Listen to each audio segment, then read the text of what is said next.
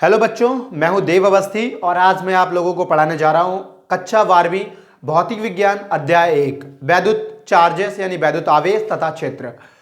अगर पिछली वीडियोस की बात करें तो उन वीडियोस की डिमांड इतनी रही, बच्चों ने मुझसे रिक्वेस्ट की कि sir please make next video, sir अगली वीडियो बनाइए।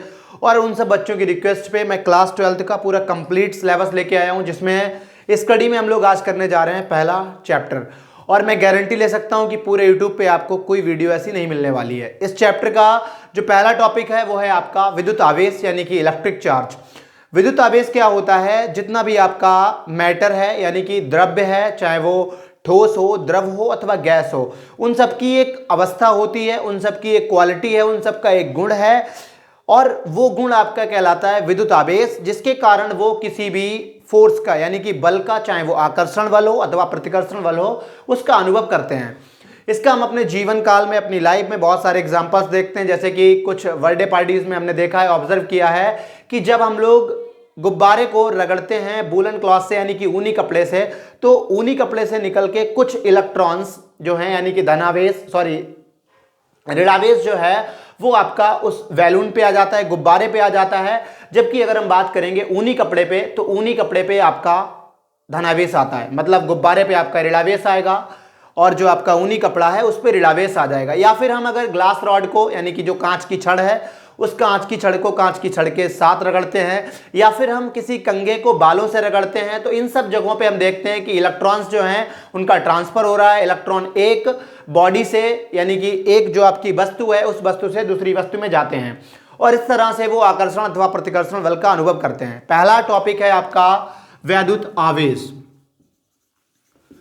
वैद्युत आवेश, और ये आपका कक्षा 12 है और अध्याय है आपका 1।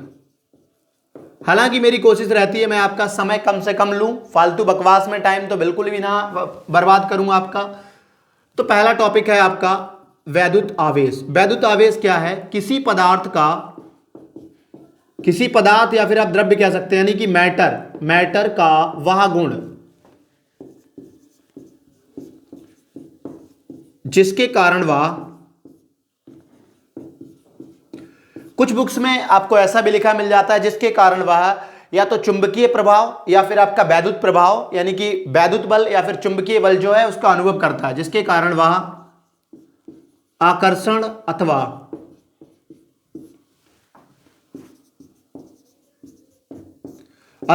प्रतिकर्षण बल का अनुभव करता है।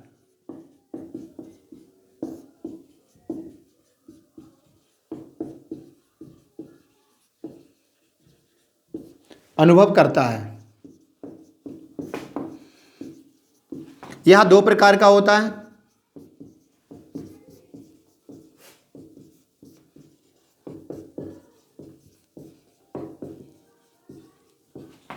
धनावेश यानी कि पॉजिटिव चार्ज प्लस, और दूसरा आपका ऋणावेश यानी कि निगेटिव चार्ज निगेटिव ऋणावेश, धनावेश ऋणावेश।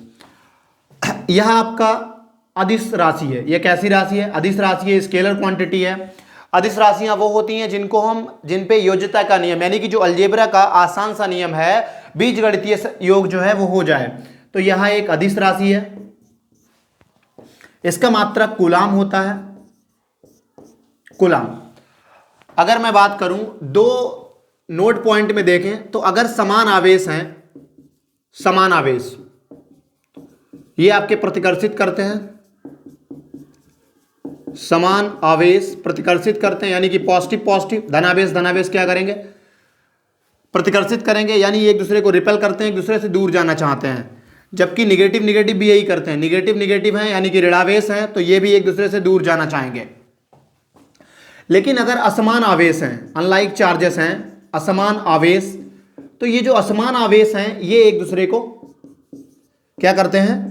आकर्षित करते हैं। सपोज मैं किसी ट्रेन में जा रहा हूं और कोई सुंदर कन्या बैठी है, तो मैं पॉजिटिव की तरह बिहेव करूंगा, वो निगेटिव, मतलब हम दोनों के बीच में क्या होगा? अट्रैक्शन होगा। जबकि मान लो कोई चचा बैठे हैं ट्रेन में, तो उन चचा और मेरा क्या रहेगा? वो आपका रिपल्सन रहेगा थोड़ा सा। तो यहां पे दोनों के बीच आकर्षण बल होगा या फिर ये एक दूसरे को आकर्षित करते हैं। इसको हम क्यू से प्रदर्शित करते हैं, क्यू से रिप्रेजेंट करते हैं, कूलाम को सी से। अब इसके बाद में आता है चार्ज आवेश के गुण। आवेश के गुण। जो चार्ज है यानी कि आवेश है उसकी प्रॉपर्टीज क्या क्या हैं? तो पहली प्रॉपर्टीज है ये योज्यता के नियम का पालन करते हैं। जो योज्यता का नियम है, योज्यता के नियम का जो चार्ज है, आवेश है, वो योज्यता के नियम का अनुपालन करता है या पालन करता है? पालन करता है। इसका मतलब यह है कि मान लो कोई आपके पास वस्तु है, कोई निकाय है, सिस्टम है। अब इस निकाय का जो कुल चार्ज है यानी कि एक बॉडी है, कोई आपके पास बॉडी है, वस्तु है। अब ये छोटे छोटे पार्टिकल से मिलके बनी है, तो हर एक पार्टिकल का अलग अलग चार्ज है। किसी का Q1 आवेश है, किसी का Q2 आवेश है, किसी का Q3 है, Q4 है। हमने माना कि ये n आवेशों से मिलके बनी है, तो इसका n आवेश। तो जो कुल आवेश होगा वो इन सबका जो ये छोटे छोटे चार्जेस हैं इन सबके कुल योग के बराबर होगा, यानी कि बीजगणितीय योग के बराबर होगा, डेल्टा Qn। ये आपका होता है योज्यता का नियम। दूसरी बात ये आपका है आवेश संरक्षण के नियम का अनुपालन करता है, यानी कि आवेश जो है, आवेश संरक्षण का नियम यानी आवेश जो है वो संरक्षित रहता है। आवेश संरक्षित रहता है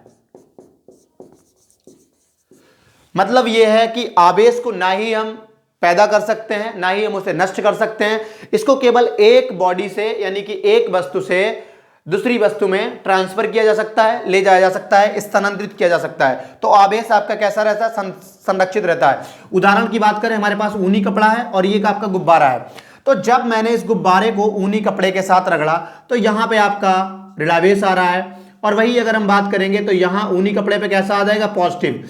जितने अमाउंट का निगेटिव जो होता है वो माइनस का ही होता है और जो पॉजिटिव होता है प्लस का ही। ये प्रोटॉन, ये आपका इलेक्ट्रॉन, ठीक है। तो यहां आवेश जो है वो आपका संरक्षित रहेगा। कुल अगर दोनों का सम करेंगे, योग करेंगे, तो वो आपका 0 रहने वाला है। आवेश संरक्षित रहता है। तीसरा क्या है? क्वांटीकरण। क्वांटीकरण यानी क्वांटाइजेशन ऑफ चार्ज, आवेश का क्वांटीकरण। आवेश का क्वांटीकरण क्या कहता है? आवेश किसी भी वस्तु से जब स्थानांतरित हो रहा है तो वह कभी भी फ्रैक्शन में नहीं होगा, भिन्नों में नहीं होता। ऐसा नहीं है कि किसी एक बॉडी से यानी कि एक सिस्टम से, एक वस्तु से जो चार्ज निकल रहा है, जा रहा है, जैसे गुब्बारे से चार्ज जा रहा है, तो सॉरी इस ऊनी कपड़े से इधर चार्ज आ रहा है, आवेश आ रहा है, तो आवेश हमेशा 1 इलेक्ट्रॉन निकलेंगे, 2 इलेक्ट्रॉन निकलेंगे, 3 इलेक्ट्रॉन निकलेंगे, 4 इलेक्ट्रॉन निकलेंगे। मतलब ऐसा नहीं है आधा इलेक्ट्रॉन निकल रहा है, 4/3 इलेक्ट्रॉन निकल रहा है। चार्ज कभी भी भिन्न में नहीं होता है, ये हमेशा इंटीग्रल होता है, मतलब गुणज होता है किसका? न्यूनतम चार्ज का। तो चार्ज यानी कि आवेश जो है, आवेश न्यूनतम चार्ज का गुणज होता है, न्यूनतम आवेश का गुणज होता है, गुणज होता है। इसको कैसे रिप्रेजेंट करेंगे? इसको मैं यहां नोट रफ करके नोट कर देता हूं। जो आवेश है गुणज होता है, इसका मतलब Q बराबर प्लस माइनस n ही, यानी कि जो आवेश निकलेगा वो हमेशा कितना निकलेगा? n का गुणज होगा। यहाँ n क्या है? 1 2 3 इस तरह से कोई भी नंबर, ठीक है, कोई भी संख्या। और E क्या है? E आपका चार्ज ऑन इलेक्ट्रॉन, यानी कि इलेक्ट्रॉन पे जितना आवेश होता है, और इलेक्ट्रॉन पे आवेश होता है 1.6 × 10⁻⁹ कूलाम, ठीक है। कूलाम, C का मतलब है कूलाम। तो इतना आवेश होता है हमेशा। मान लीजिए कोई बॉडी है, आपसे कह दिया जाए, एनसीईआरटी का एग्जांपल भी यही है, आपसे कहा गया है कि एक बॉडी है यानी कि एक कोई वस्तु है, उस वस्तु से जो इलेक्ट्रॉन निकल रहे हैं वो 10⁹ प्रति सेकंड निकल रहे हैं। अगर दूसरी बॉडी में जहां निकल के जा रहे हैं वहां पे 1 कूलाम चार्ज करना है, 1 कूलाम चार्ज करना है, तब आपको कितना टाइम लगेगा? तो इस तरह का क्वेश्चन है। ये आपका एनसीईआरटी का दूसरा उदाहरण है, उदाहरण नंबर 2। इसे आप सॉल्व करेंगे, यही वाला फॉर्मूला लगेगा, Q बराबर यानी आप सबसे पहले निकाल लेंगे कि 1 कूलाम आवेश होने के लिए ये इलेक्ट्रॉन जा रहे हैं। अगर आप आवेश निकालेंगे तो 1 सेकंड में कितना आवेश हो जाएगा? 1 सेकंड में आवेश कितना होगा? 10⁹ ये इलेक्ट्रॉन की संख्या है, इलेक्ट्रॉनों की संख्या है। इसमें मल्टीप्लाई किससे कर देंगे? जो इलेक्ट्रॉन पे चार्ज होता है, तो 1.6 × 10⁻⁻⁹ इसे सॉल्व करेंगे तो 1.6 × 1.6 × 10⁻⁻10 कूलाम चार्ज निकल आया। अगर 1 सेकंड में इतना चार्ज जा रहा है तो आपसे 1 कूलाम चार्ज पूछा है। 1 कूलाम चार्ज निकालने के लिए आप क्या करेंगे? इस पूरे को इधर अपॉन में भेज देंगे, तो 1 कूलाम चार्ज बराबर हो जाएगा 1 सेकंड बटे 1.6 × 10⁻, मतलब 10⁻⁻10। इसे आप सॉल्व करेंगे, इसे अगर आप सिंप्लीफाई करेंगे और हल करेंगे इसे, तो आप क्या पाएंगे, यहाँ पे 1 सेकेंड जो है ये वैल्यू आपकी निकल आएगी 6.25 इंटू 10 टू दी पावर, ये ऊपर पहुंचेगी 10 होगी, लेकिन एक हम इधर ले लेंगे 10 हो जाएगा। तो यहाँ पे सॉल्व करने पे क्या मिलेगा आपका, घात 9 बराबर 1 कूलम, यानी कि 1 कूलम, 1 कूलम अगर एक बॉडी से चार्ज जा रहा है उसमें इतने सेकंड का टाइम लगेगा। आप इसको कन्वर्ट कर सकते हैं साल में या घंटे में। मैं आशा करता हूं इतना आपको समझ में आया होगा, इतना आप नोट कीजिए, इसको रफ करके हम लोग आगे चलते हैं।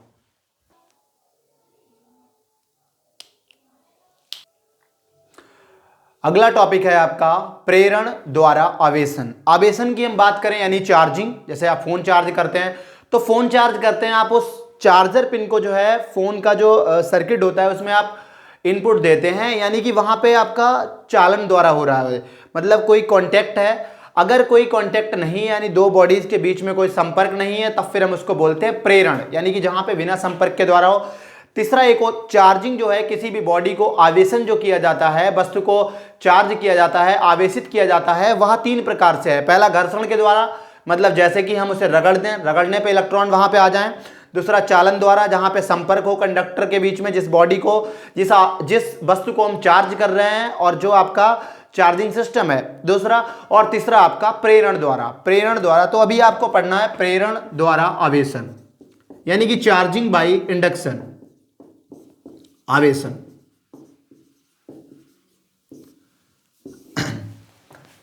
क्या होता है, जैसे मैं बात करता हूं, थोड़ी सी आपको हिंट देता हूं। ये आपका बोर्ड है, बोर्ड से कोई भी टीचर अगर चौक से मतलब बोर्ड पे लिखता है तो क्या है, बोर्ड से लिख जाता है, मतलब चिपक जाता है। होता क्या है कि जैसे ही आप चौक को बोर्ड से, अब बोर्ड जनरली जेंटली न्यूट्रल होता है, तो बोर्ड न्यूट्रल है, जैसे हमने रब किया चौक पे निगेटिव आ गया, चौक पे निगेटिव आ जाएगा, बोर्ड पे पॉजिटिव आ जाएगा।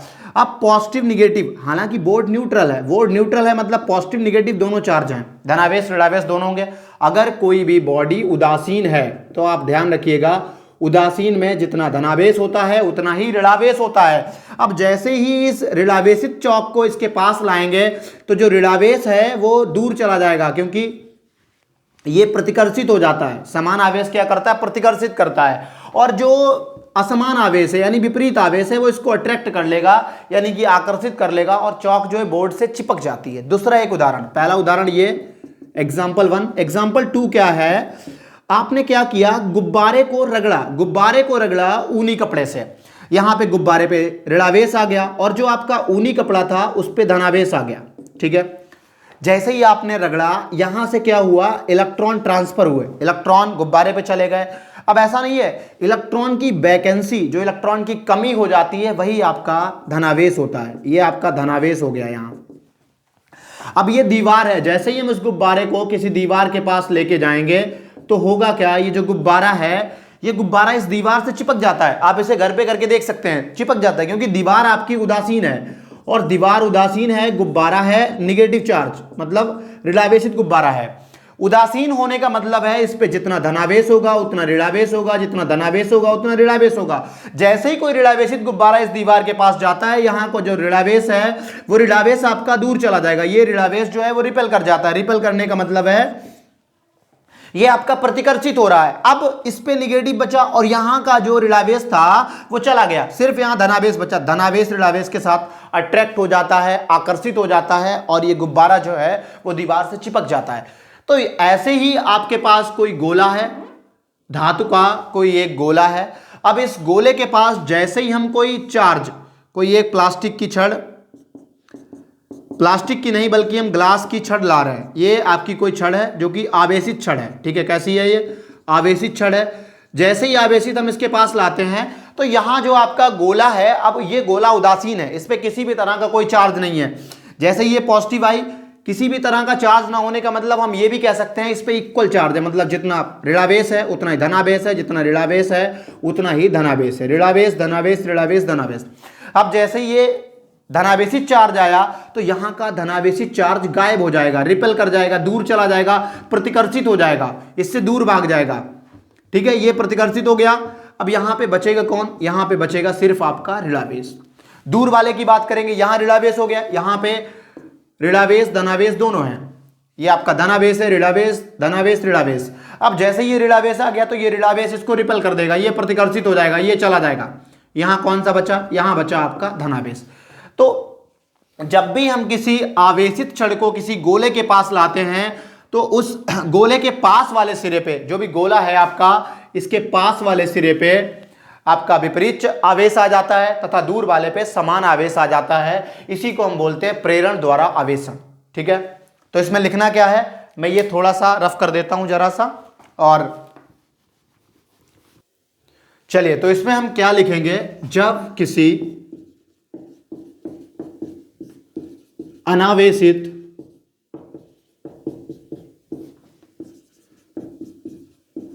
धात्विक गोले के पास किसी आवेशित क्षण को लाते हैं, इसे हम लोग प्रेरण द्वारा आवेशन कहते हैं। किसी आवेशित क्षण को लाया जाता है,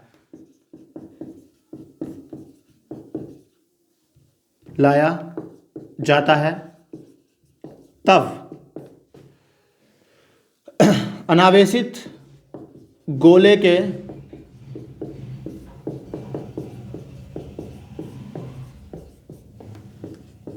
पास वाले सिरे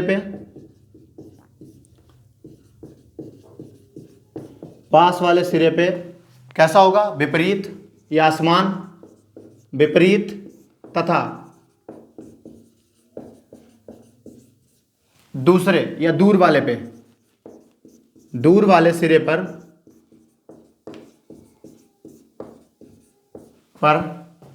समान आवेश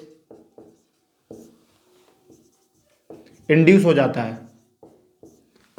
समान आवेश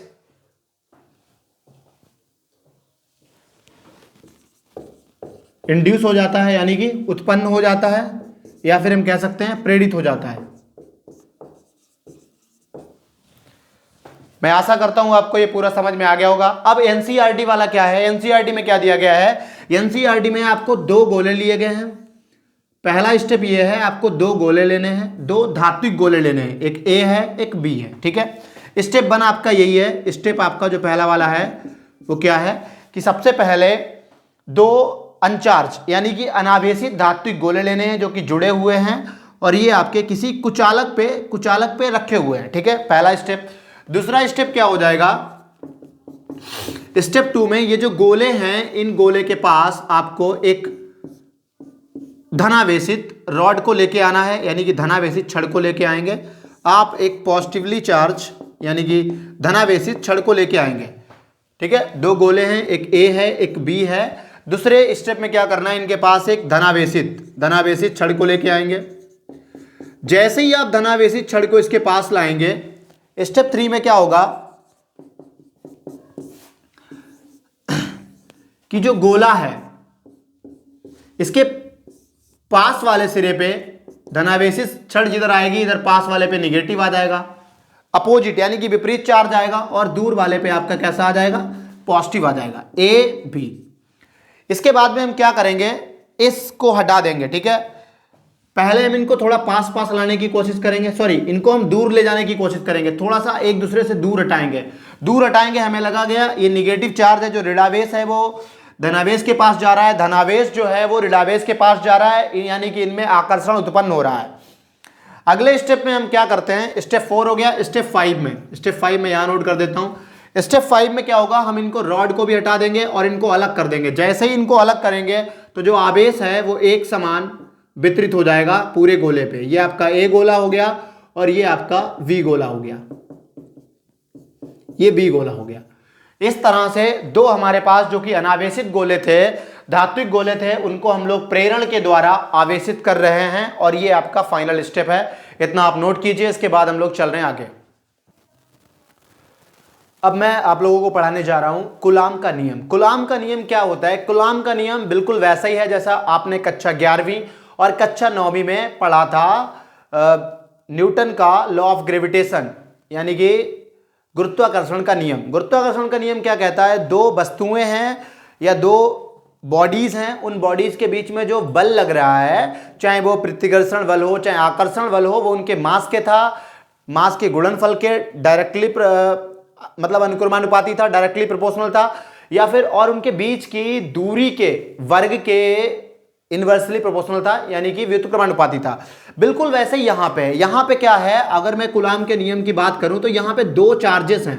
कूलाम का नियम, दो चार्ज हैं आपके, दो आवेश हैं, एक आवेश Q1 है, एक आवेश Q2 है, और ये आवेश रखे गए हैं r दूरी पे। एक आवेश Q1 है, एक आवेश Q2 है। अगर इन दोनों के बीच की दूरी जो आपकी r है, ठीक है। अब जो इस पे फोर्स लग रहा होगा इन दोनों के बीच, हो सकता है अगर मैंने बताया था ना आपको, ट्रेन में है, एक गर्ल है, एक बॉय है, तो वहां पे अट्रैक्शन लग रहा होगा। लेकिन अगर वही आपका बॉय बॉय है, रिपल्सन होगा, गर्ल गर्ल है, रिपल्सन होगा। ऐसा हर केस, मतलब हर जगह ऐसा वैलिड नहीं है, लेकिन फिर भी हम लोग ऐसा समझने के लिए, क्योंकि क्या होता है ना, आपकी मेंटालिटी इस तरह की सेट है कि आपको ये कुछ ज्यादा समझ में आता है। तो यहां पे होगा क्या, दो चार्जेस हैं, एक पॉजिटिव है, एक निगेटिव है। अभी हमने यहां पे कोई डिस्कस नहीं किया है कि पॉजिटिव है निगेटिव है, लेकिन मान लो अगर ये पॉजिटिव है तो रिपल्सन होगा, निगेटिव है तो भी रिपल्सन होगा, दूर लगेगा बाहर के लिए। एक बात हमेशा ध्यान रखना है, जो बल लगता है वो हमेशा इस लाइन के अलोंग लगता है। ये नहीं बल इधर लग जाए, इधर लग जाए, इधर इधर कहीं नहीं लगेगा, हमेशा लाइन के अलोंग लगेगा, इसी लाइन पे लगेगा, ठीक है। तो जो फोर्स लग रहा है, जो बल लग रहा है इन दोनों आवेशों के बीच में, वो इनके जो आवेश हैं उनके गुणनफल के अनुक्रमानुपाती होगा। मतलब गुणनफल ज्यादा है तो इनका बल जो है वो ज्यादा होगा, गुणनफल कम है तो बल कम होगा। और इनके बीच की दूरी के वर्ग के, इनके बीच की दूरी r है, उसका वर्ग r स्क्वायर के व्युत्क्रमानुपाती। व्युत्क्रमानुपाती यानी अपॉन में लिखना है। इन दोनों को कंबाइन करेंगे जोड़ने पर तो क्या हो जाएगा, 1 व 2 को मिलाने पर, 1 व 2 को मिलाने पर, ठीक है, इनको मिलाएंगे कंबाइन करने पर, तो ये आपका क्या हो जाएगा, F डायरेक्टली हो जाएगा Q1 Q2 अपॉन में R स्क्वायर।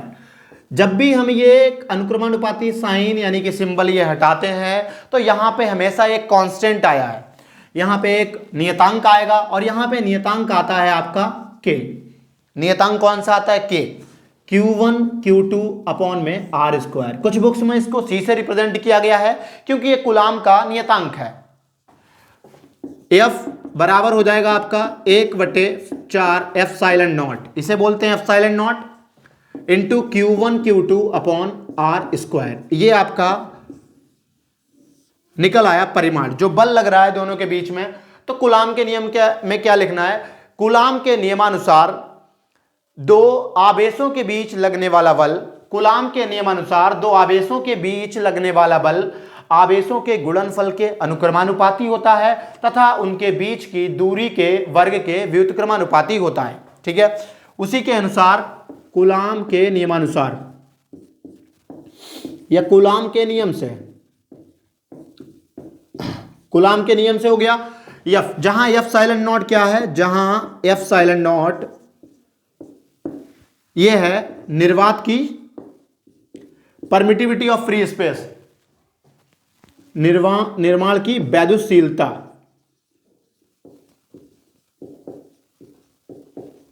निर्माण की वैद्युतशीलता, परमिटिविटी ऑफ फ्री स्पेस। इसका जो मान होता है वो होता है 8.85 गुणे, अगर हम इसको देखें तो कूलाम स्क्वायर पर न्यूटन मीटर स्क्वायर, क्या होता है, कूलाम स्क्वायर पर न्यूटन मीटर स्क्वायर, ये इसका मात्रक होता है, और ये इसका मान होता है 8.85 गुणे 10 की घात -12, 5 गुणे 10 की घात -12, ठीक है। ये इसका मात्रक, ये इसका मान हो गया। और अगर इस पूरे की वैल्यू की बात करें तो F बराबर हो जाएगा 9 गुणे 10 की घात 9 Q1 Q2 upon R square. ये आपका सिर्फ परिमाण निकल के आया। और हमें पता है जब भी अगर किसी को, जैसे कि आपका बल है, बल आपका सदिश राशि है, तो सदिश राशि के लिए हमें क्या करना पड़ता है, इस तरह से वेक्टर से रिप्रेजेंट करते हैं, और इसके लिए हम इसका मैग्नीट्यूड लेंगे और साथ में लेंगे डायरेक्शन यानी कि दिशा। तो अगर r की तरफ जा रहे हैं तो हम r कैप लगा देंगे, जैसे कि आपने पढ़ा होगा क्लास 11th में, अगर x की तरफ जा रहे थे i कैप, y की तरफ जा रहे थे j कैप, और z की तरफ जा रहे थे तब k कैप। ये x था, ये y था, और ये आपका z था, ऑर्थोगोनल वेक्टर के बारे में। तो F वेक्टर F बराबर हो जाएगा, F की जगह पे निकल के आया है 1/4 pi epsilon naught into Q1 Q2 upon R square into R cap. और इसकी यूनिट क्या होती है, तो यूनिट आपको पता है, बल का मात्रक क्या होता है, न्यूटन। यहां पे एन और लिख दीजिएगा। ये आपका निकल आया कूलम्ब्स लॉ। इतना आप लोग नोट कीजिए। अगर मैं बात करूं न्यूमेरिकल की, न्यूमेरिकल इस पे कैसे आते हैं, तो न्यूमेरिकल दो चार्जेस दे दिए जाएंगे, एक आपका 5 कूलम्ब का है, एक 2 कूलम्ब का है। जो आपका प्रश्न है, प्रश्न कैसे इस पे आते हैं कि दो आवेश हैं, दो आवेश प्लस 2 माइक्रो कूलम्ब, माइक्रो का मतलब होता है 10 की घात -6 कूलम्ब, तथा 5 माइक्रो कूलम्ब जिनके बीच की दूरी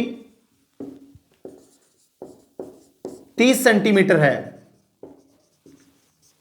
इनके बीच बल की गणना कीजिए या बल ज्ञात कीजिए। तो आपको बल निकालना होगा। दो आवेश, यानी ये आपका Q1 दिया गया है, ये Q2 दिया गया है। और यहां हमेशा ध्यान रखिए, कोई भी मात्रक लीजिए CGS में नहीं लेना है, MKS में लेना है। MKS का मतलब है मीटर, किलोग्राम या सेकंड। ये नहीं आप सेंटीमीटर, ग्राम, सेकंड में, कभी पॉसिबल ही नहीं, कभी लेंगे नहीं। अगर आप ले रहे हैं तो आपका न्यूमेरिकल जो है, जो भी आपका प्रश्न है, वो गलत जरूर हो जाएगा। तो यहाँ पे Q1 हो गया, ये Q2 हो गया। और जो दूरी है R, इसको आप कन्वर्ट कर लीजिए मीटर में। तो मीटर में कन्वर्ट करने के लिए 100 से डिवाइड कर दीजिए, ये आपकी मीटर में हो गई। ठीक है, इस तरह से आप इसको सॉल्व कर सकते हैं। इतना नोट कर लीजिए, आगे चलते हैं हम लोग। इसके बाद में आपका टॉपिक आता है वैद्युत क्षेत्र। वैद्युत क्षेत्र क्या है, आप लोगों ने बचपन में मैग्नेट देखी होगी, चुंबक देखी होगी। चुंबक में क्या है, लोहे की कील है। अब मैं यहां से टच कर रहा हूं, वो चिपक रही है, यानी कि वो इस पे एक आकर्षण बल लगा रही है। लेकिन अगर मैं बहुत दूर से लगाऊं तो वो नहीं चिपक रही। कहने का मतलब है, जैसे चुंबक के चारों ओर उसका अपना एक क्षेत्र होता है, वैसे ही जो आपका आवेश है, तो आवेश के चारों ओर भी एक क्षेत्र होता है। और उस क्षेत्र में जहां पे उसका जो प्रभाव है, उसे हम महसूस कर सकें या अनुभव कर सकें, उसे हम बोलते हैं वैद्युत क्षेत्र। तो कोई एक आवेश है, अब आवेश के पास मान लो हम यहां पे दूसरा आवेश लेके आ रहे हैं, हम ले आ रहे हैं यूनिट टेस्ट चार्ज, यानी कि धन परीक्षण आवेश। ये आपका हम लेके आए, देखो कहीं भी लेके जाएंगे हम इसी को लेके जाएंगे, धन परीक्षण आवेश को।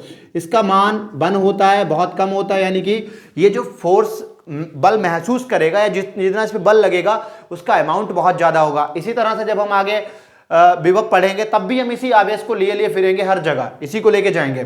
तो एक आपका आवेश रखा है कोई, इसके पास हम एकांक धन परीक्षण आवेश लेके आए। तो ये जो आवेश है, वो इस पे जितना बल लगाएगा उसे हम लोग बोलते हैं वैद्युत क्षेत्र की तीव्रता।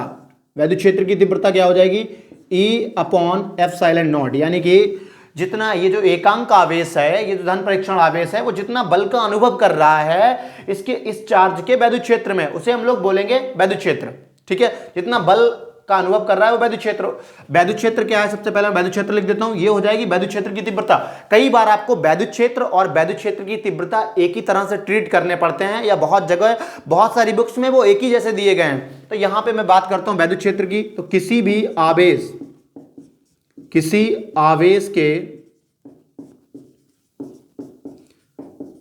चारों ओर का वह क्षेत्र जहां उसके प्रभाव का अनुभव किया जा सके।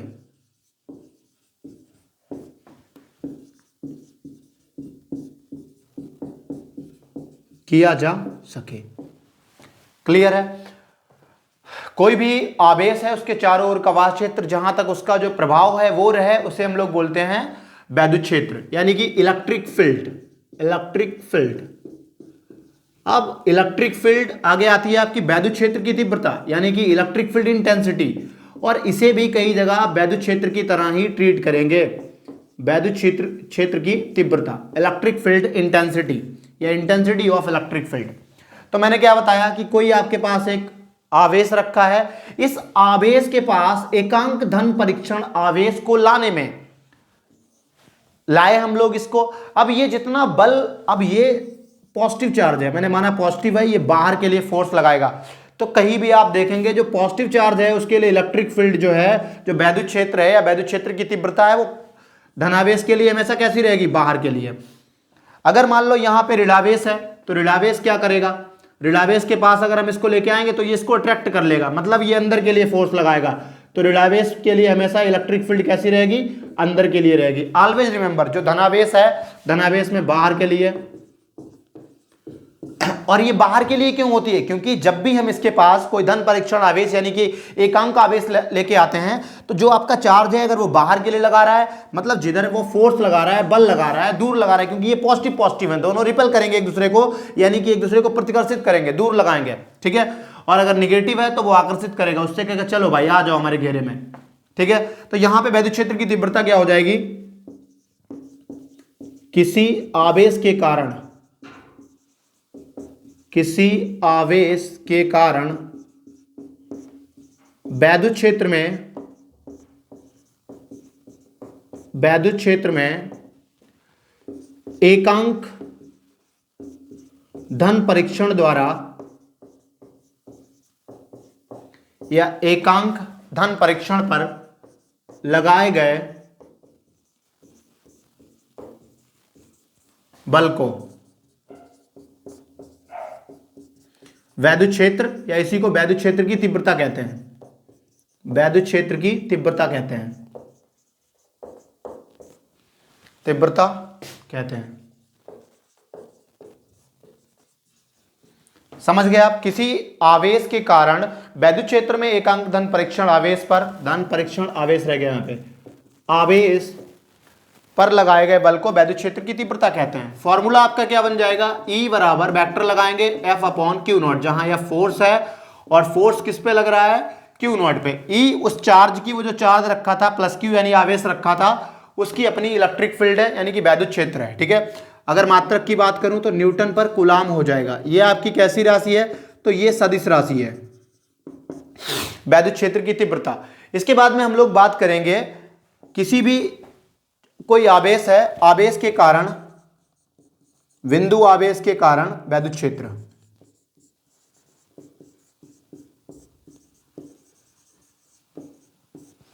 बिंदु आवेश के कारण वैद्युत क्षेत्र। हमने माना कोई एक आवेश है, माना एक आवेश प्लस क्यू जो कि बिंदु O पे रखा है, ठीक है। ये प्लस क्यू आवेश है, एक धनावेश है, और ये कहाँ रखा है, बिंदु O पे रखा है, ठीक है।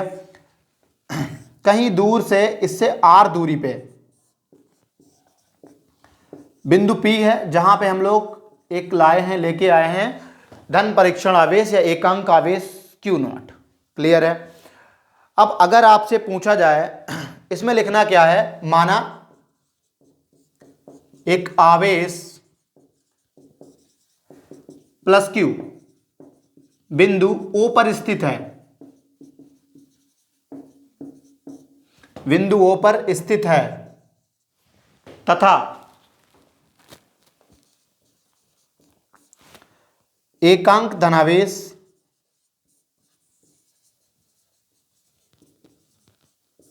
Q नॉट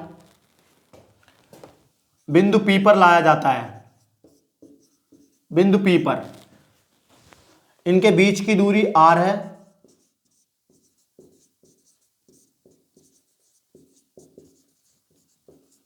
बीच की दूरी R है। इधर मैं थोड़ा सा रफ कर देता हूं, फिर लिखता हूं।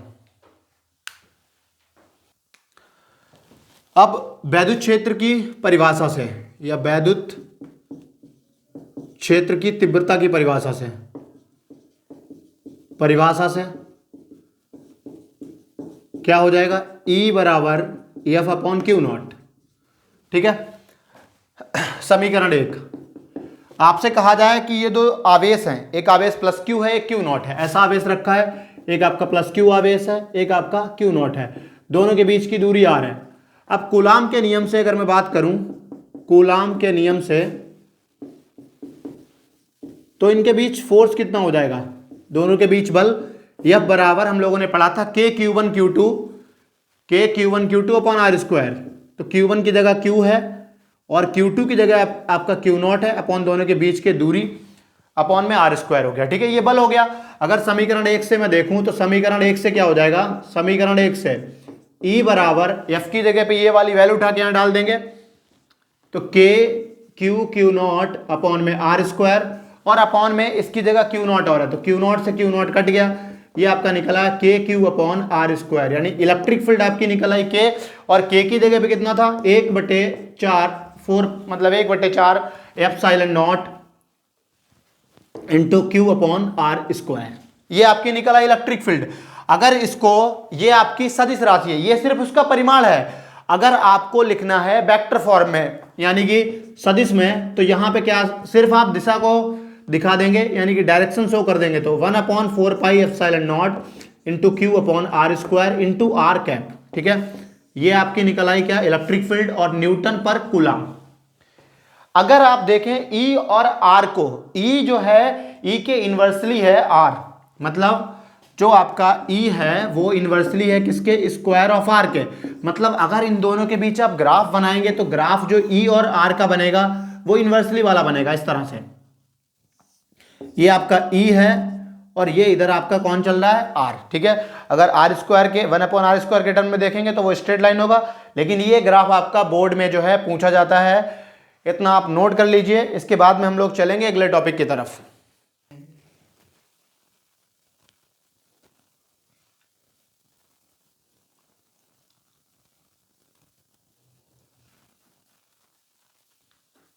अगला टॉपिक है आपका वैद्युत बल रेखाएं। वैद्युत बल रेखाएं क्या हैं, जैसे मैंने अभी आपको बताया कि पॉजिटिव चार्ज है यानी कि धनावेश है, धनावेश के लिए जो आपकी इलेक्ट्रिक फील्ड है यानी कि वैद्युत क्षेत्र है वो हमेशा बाहर के लिए होता है।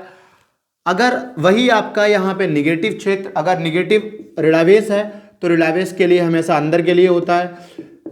क्यों होता है ये, मान लो आपके पास पॉजिटिव चार्ज रखा है यानी कि धनावेश है, इस धनावेश के पास अगर हम एक धन परीक्षण आवेश ला रहे हैं तो ये हमेशा बाहर के लिए बल लगाता है, उसे दूर ढकेलता है यानी कि प्रतिकर्षित करता है। वही अगर हम निगेटिव चार्ज के पास इसको ला रहे हैं तो ये इसको अपनी तरफ खींचता है, अट्रैक्ट करता है, कहता है आजा लग जा गले। ठीक है, समझ पा रहे होंगे आप।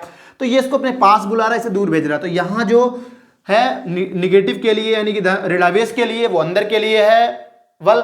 अगर इन्हीं रेखाओं को, ये जो काल्पनिक, ये जो बल रेखाएं हैं, अगर इन्हीं को हम, सॉरी, जो आपका ये वेक्टर है यानी कि सदिश है, जो इलेक्ट्रिक फील्ड है यानी कि वैद्युत क्षेत्र है, अगर इन्हीं को हम और आगे बढ़ा दें तो एक तरह की काल्पनिक रेखाएं बनती हैं जिनको हम लोग बोलते हैं वैद्युत बल रेखाएं।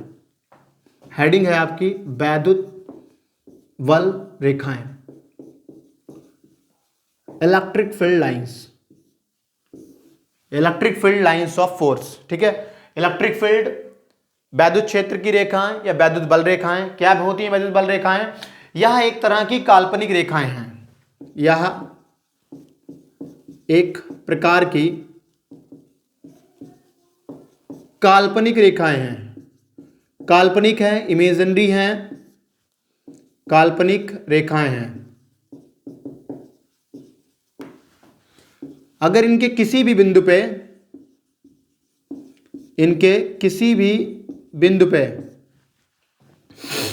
किसी भी बिंदु पर स्पर्शज्या यानी कि अगर हम टेंजेंट ड्रॉ करें,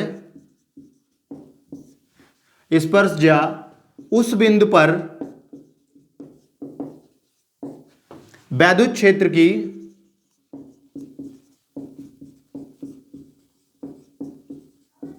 दिशा बताती है।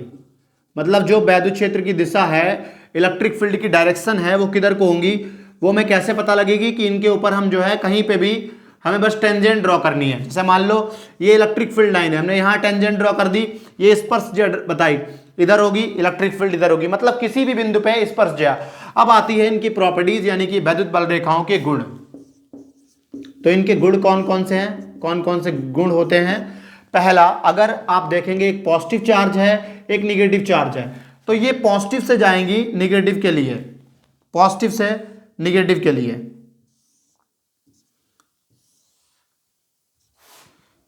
पॉजिटिव से दूर इस तरह से निगेटिव के लिए।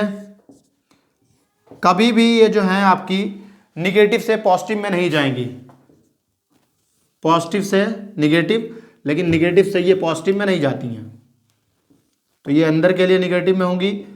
और आपको ध्यान रखना है कि दो जो आपकी बल रेखाएं हैं वो एक दूसरे को कभी कट नहीं कर सकती हैं। तो पहली प्रॉपर्टी है, मैं इधर लिखता हूं पहली प्रॉपर्टी, प्रॉपर्टी 1, यह ऋणावेश से सॉरी, यह धनावेश से ऋणावेश की ओर जाती हैं।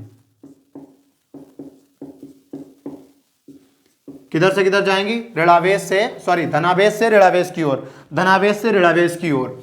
दूसरा पॉइंट, दो वैद्युत क्षेत्र की रेखाएं यानी कि वैद्युत बल रेखाएं, दो वैद्युत रेखाएं एक दूसरे को कभी नहीं काटती, एक दूसरे को नहीं काटती। मान लो अगर कोई दो रेखाएं हैं वो काट रही हैं, इस तरह से कट कर रही हैं, तो यहां पे वैद्युत क्षेत्र की दो दिशाएं प्रदर्शित होंगी, जो कि असंभव है। कभी भी पॉसिबल नहीं है कि एक ही बिंदु पे वैद्युत क्षेत्र की दो रेखाएं हों, तो ये संभव नहीं है, इसीलिए ये कभी भी काट नहीं सकती। तीसरा, ये बंद लूप नहीं बनाती हैं, बंद परिपथ नहीं बनाती, तो ये बंद लूप नहीं बनाती। बंद लूप बनाने का मतलब, जैसे आपकी जो मैग्नेटिक फील्ड लाइंस होती हैं यानी कि जो चुंबकीय बल रेखाएं होती हैं, वो साउथ नॉर्थ से यानी कि उत्तरी ध्रुव से दक्षिणी ध्रुव में बाहर के लिए, जबकि अंदर जो है किसी भी पदार्थ के अंदर वो दक्षिणी ध्रुव से उत्तरी ध्रुव की ओर जाती हैं। लेकिन जो आपकी वैद्युत बल रेखाएं हैं वो सिर्फ धनावेश से ऋणावेश की ओर जाती हैं, ऋणावेश से धनावेश की ओर नहीं जाती हैं। उसकी वजह यह है, कोई भी कंडक्टर है, कोई भी चालक है, अगर हम उसके अंदर की बात करेंगे तो अंदर जो आपकी इलेक्ट्रिक फील्ड है, जो वैद्युत क्षेत्र है, वो 0 होता है। उसके पीछे क्या, मान लो हमने इसके अंदर चार्ज रखा +Q, तो आपने पढ़ा अभी प्रेरण। प्रेरण क्या हो जाएगा, यहां पे प्रेरण द्वारा आवेशन हो जाएगा, यानी कि यहां पे पॉजिटिव दिया तो यहां निगेटिव आ जाएगा। अब पॉजिटिव निगेटिव अंदर अगर हम कुल चार्ज की बात करेंगे वो आपका 0 हो जाता है। और अभी आपने फॉर्मूला पढ़ा E = KQ/R²। अगर Q 0 है तो जो इलेक्ट्रिक फील्ड है, जो वैद्युत क्षेत्र है, वो 0 हो जाएगा। यही वजह है किसी भी चालक के अंदर जो वैद्युत क्षेत्र है वो 0 होता है, और इसीलिए ये सिर्फ पॉजिटिव से निगेटिव में जाती हैं, मतलब पूरा लूप नहीं बनाती, निगेटिव से पॉजिटिव में नहीं आती, या बंद लूप नहीं बनाती, या बंद परिपथ नहीं बनाती, क्लोज लूप नहीं बनाती हैं। ठीक है। फोर्थ पॉइंट, इनके किसी भी बिंदु पे अगर मैं स्पर्शज्या यानी कि टेंजेंट ऐसे ड्रॉ करता हूं तो वो उस बिंदु पे मुझे इलेक्ट्रिक फील्ड बताती है, इलेक्ट्रिक फील्ड की दिशा बताएगी। तो मतलब स्पर्शज्या वैद्युत बल रेखाओं के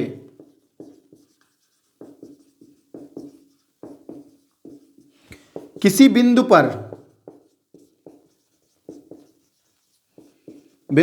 स्पर्शज्या यानी कि टेंजेंट, जो लाइन छू के जाए, उस बिंदु पर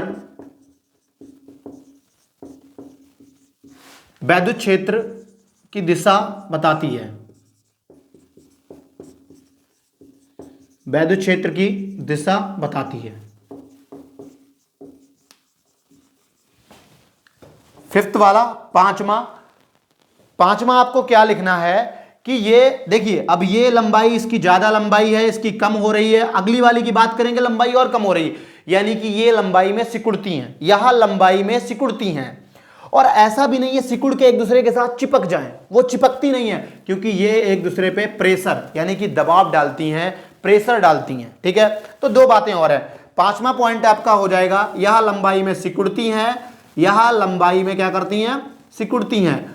और अगर हम लंबाई की बात कर रहे हैं, कॉन्ट्रैक्ट कर रही हैं, सिकुड़ रही हैं, जबकि साइड वाइज, साइड में क्या करती हैं, ये प्रेशर डालती हैं यानी कि दाब डालती हैं।